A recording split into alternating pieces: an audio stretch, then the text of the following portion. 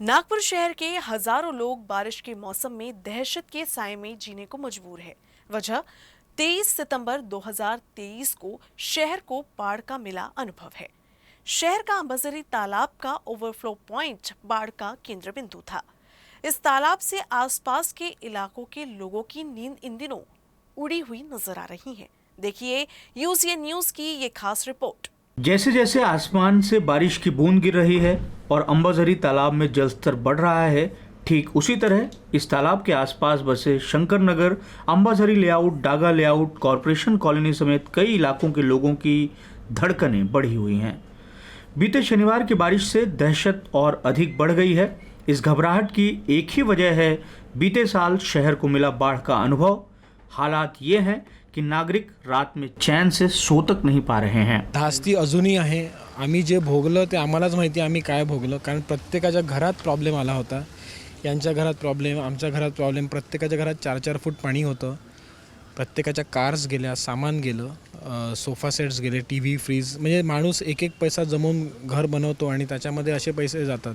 White वाटतं। मी इथे 50 वर्ष झाले राहतोय, पण आतापर्यंत एकदाही असा फ्लड नाही आला। पण जेव्हापासून हे डेव्हलपमेंट जो प्रकार सुरू झाला आहे, या गोष्टी घडतात आणि अजूनही पाऊस आला तर मी स्वतः रोज रात्री 3 वाजता 2-3दा उठतो आणि बघतो की पाण्याची लेवल कुठे है। अंबाझरी लेआउट में रहने वाले गजानन देशपांडे बताते हैं कि बीते साल बाढ़ का जो अनुभव मिला, उससे तालाब के आसपास के इलाकों में सजगता बढ़ गई है। किस रात किसके साथ किस जरूरत पड़ जाए, उसकी तैयारियां लोगों ने पहले से कर रखी हैं। जिनके पास फर्स्ट फ्लोर अवेलेबल है, ये लोकेलिटी जो है ना हाई राइज वाली है नहीं, छोटे छोटे इंडिपेंडेंट मकानों वाली है। जिनके पास फर्स्ट फ्लोर है उन्होंने अपनी व्यवस्था ऊपर में रख दी है कि भाई इन केस ऑफ इमरजेंसी ऊपर चले जाए। जो बड़े बूढ़े हैं जो चढ़ नहीं सकते, हमने तो घर में उनकी ट्रायल भी ले ली कल कि चढ़ सकते हैं या नहीं है। उम्रदराज माधुरी पाटनकर करीब 40 वर्षों से शंकर नगर इलाके में रहती हैं। उनके मुताबिक 23 सितंबर 2023 को जो दृश्य उन्होंने देखा और उससे जो उन्हें अनुभव मिला, वैसी स्थिति उन्होंने जीवन में कभी नहीं देखी। शंकर नगर जैसे इलाके में कई फीट तक पाणी था। शंकरनगर सारख्या हार्ट ऑफ द नागपूर अशा ठिकाणी राहून असा अनुभव येईल असं कधी आयुष्यात वाटलं नव्हतं।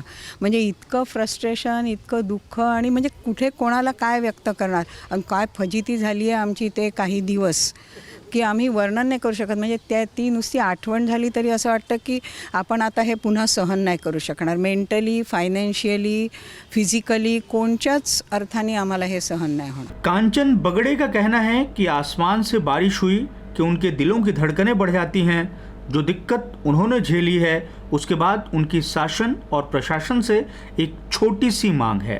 डेव्हलपमेंट होते ही चांगली गोष्ट आहे, पण डेव्हलपमेंट प्रमाणे त्यांनी रस्ते पण तसेच, म्हणजे ड्रेनेज सिस्टीम काय आहे हे पण बघायला पाहिजे की प्रॉपरली होतं आहे की नाही, पाईपलाईन बरोबर गेले आहेत की नाही।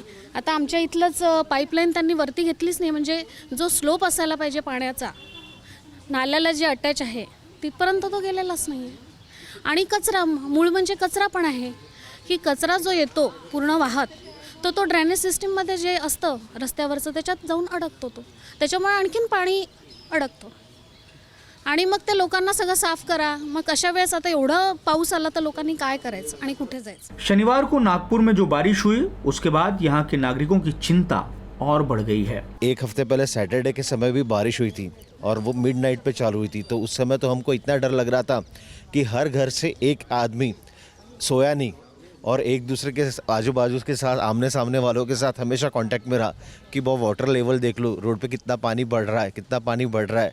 ऐसे कंटिन्यू हम लोग कम से कम सुबह के 8:30 बजे तक के थे। शहर ने बाढ़ का जो अनुभव लिया है, उससे बहुत कुछ सीख भी मिली है। ऐसे इलाके जो तालाब के आसपास बसे हैं, वहाँ के नागरिक बाढ़ की आपात स्थिति को लेकर तैयारी कर रहे हैं। नुकसान से बचने के लिए निचली मंजिल के सामान को ऊपरी मंजिल में शिफ्ट कर रहे हैं। इसके साथ ही बुजुर्गों को भी घरों के ऊपरी हिस्से में ले जाने की प्रैक्टिस कर रहे हैं। डॉक्टर अर्चना देशपांडे शंकर नगर में रहती हैं और इन दिनों अंबाझरी तालाब के विषय में हाईकोर्ट में शुरू मामले में एक सजग नागरिक के तौर पर अपनी भूमिका भी अदा कर रही हैं। उनका कहना है कि नागपुर को जो अनुभव मिला है, उससे किसी भी तरह की सीख प्रशासन ने नहीं ली है। देखिए, जब इतनी बड़ी बात हो चुकी सितंबर में, तब एडमिनिस्ट्रेशन ने जल्दी जागना चाहिए था और अभी भी एडमिनिस्ट्रेशन सिर्फ इसलिए जागे हैं कि इनको कोर्ट की तरफ से बहुत ज़्यादा डांट मिल रही है, एक्चुअली प्रेशर आ रहा है। मगर ये इतनी देर से काम शुरू किया और जिस तरह से काम कर रहे हैं इसमें इतनी ज़्यादा डिस्क्रिपेंसीज है कि बता नहीं सकते। अर्चना देशपांडे अंबाझरी तालाब के ओवरफ्लो पॉइंट से पंप के सहारे पानी को निकाले जाने को नागरिकों की आंख में धूल दिए जाने जैसा मानती हैं। उनका कहना है कि बाढ़ के 10 महीने बाद भी एक भी ठोस काम इस तरह की स्थिति से बचाए जाने को लेकर नहीं उठाए गए। इन लोगों की चिंता और उठाए जाने वाले सवाल जायज़ भी जान पड़ते हैं, क्योंकि वास्तव में कोई ठोस कदम उठाए गए दिखाई नहीं देते। यह स्थिति ऐसे इलाके में है जिन्हें नागरिक सुविधाओं के लिहाज से बेहतर माना जा सकता है। इन इलाकों से गुजरने वाले नाले और नदी की दीवार कई जगहों पर क्षतिग्रस्त है, जो बीते साल की तुलना में और अधिक गंभीर स्थिति को पैदा कर सकती है।